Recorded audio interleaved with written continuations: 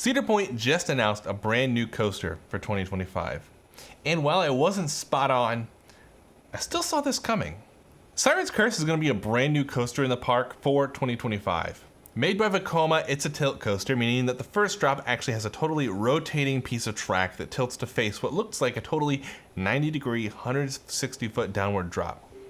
In typical Cedar Point fashion, the coaster sets a number of records for its ride type. When Cedar Point announced this new coaster, many people were shocked. Like, seemingly no one saw this one coming. But how wrong were we? The big thing about this ride is the location. I mean, it's going to be located in an area that is currently outside of the park, where the employee dorms used to be located. This is right by Valraven and the railroad, across from the current stage area near Iron Dragon. This area has been an empty plot of land for a few years now, and many people have stated that this would be a great spot to put in a new coaster. I even jumped on this myself and have been saying that there's enough room to land. There's enough land here to fit a new coaster.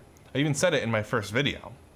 I've seen a lot of people speculate something more like a max spinner going in this area, while I myself actually thought in a completely different sense. In my video about expanding the park, I posed the idea that they could build out this area, and in the plot where they're putting this coaster, they could have had an out and back coaster, likely like a B&M, as a good way to fill in this area. However, instead of that, they went with this design. Personally, I'm happy to see it, and I'm really glad that it'll be a new ride experience that Cedar Point and most of the world, honestly, doesn't already have. This helps cement it as a new experience that people are going to want. Of course, though, in typical enthusiast fashion, I am hearing a little bit of groaning about things like throughput, ride restraints, and that tilt coasters are boring and more. But honestly, I don't care about any of that, and here's why. While this coaster has low ridership ability when compared to other big coasters like Maverick or Millennium, I think that's because this is a piece in a larger play. This is the third coaster that the park's gotten in 3 years. And it's also the third large investment the park has seen in 3 years. With the Boardwalk and Wild Mouse in 23, Top Thrill 2 in 24, and now this coaster in 2025. Now, when I say that, I want to emphasize how important that is. There has never been a period of time in the entire history of Cedar Point where they have ever built 3 coasters in 3 years.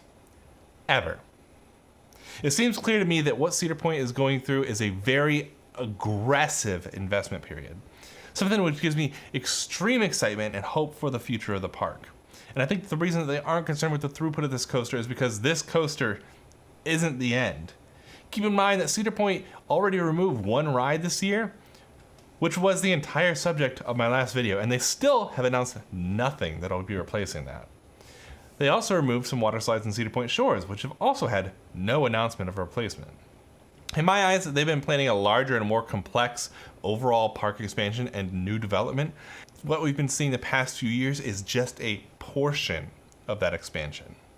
I still think we're going to see a second new coaster over the next couple of years to replace Snake River Falls. And the consensus seems to be that that coaster is going to be either the Mack Spinner or a Mack Water Coaster. And I think when you have 3 low throughput coasters added to the park, aka Wild Mouse, Siren's Curse, and the Snake River Falls replacement, then that's an overall better play than one singular high throughput coaster. It also seems to me to align with the part of the overall change in vision that I've been seeing with Cedar Point. I think Cedar Point's been changing its overall game plan to remain the roller coaster capital of the world, not by holding all the world records, but instead by having clever, well-designed rides that maybe don't sound as intense on paper, but still consistently top people's list of favorite coasters. Think about this. One of the most popular coasters in the park is Maverick. This ride was built in 2007.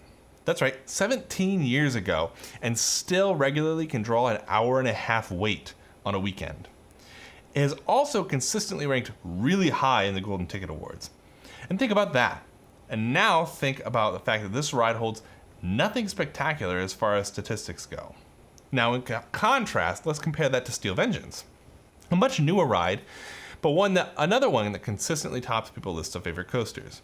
And while this one does hold a lot of records, it does so by using a track layout from a 30-year-old ride, which was really disliked as a coaster. Both Maverick and Steel Vengeance show that there's a lot more that goes into creating a quality ride than just a bunch of fancy stats.